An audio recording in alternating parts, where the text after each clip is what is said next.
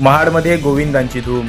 आमदार भरत गोगावले यांच्या हंडीत बक्षिसांची लयलूट। राज्यभरात श्रीकृष्ण जन्माष्टमीचा उत्सव मोठ्या उत्साहात साजरा होत असतानाच महाडमध्ये देखील रात्रीपासूनच श्रीकृष्ण जन्माष्टमी मोठ्या उत्साहात साजरी झाली आहे आणि सकाळी शहरातील प्रत्येक आळी तसेच काही गृहसंकुलात दहीहंडी उत्सव साजरा करण्यास सुरुवात झाली।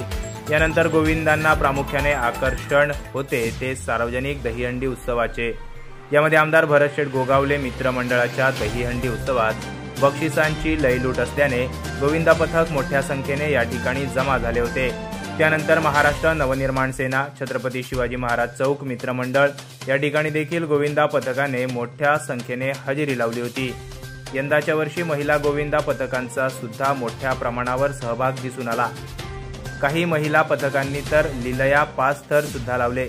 महाड, पोलादपूर, माणगाव, खेड, मंडणगड, रोहा, कोलाड, लोणेरे इत्यादी ठिकाणाहून 60हून अधिक महिला व पुरुष गोविंदा पथकाने हजेरी लावून महाडच्या दहीहंडी उत्सवात मोठ्या प्रमाणात बक्षिसांची लयलूट केली।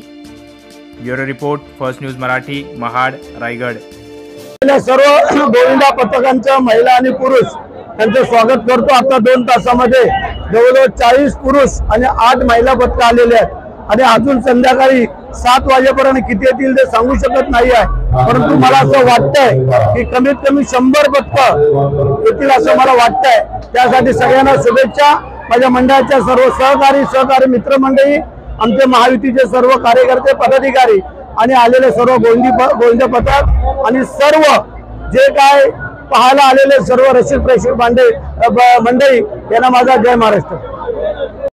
या आणि अशा अनेक ताज्या घडामोडींसाठी आजच आपल्या फर्स्ट न्यूज मराठी ह्या चॅनलला लाईक, शेअर आणि सबस्क्राईब करा। तसेच बेल आयकॉनवर क्लिक करा।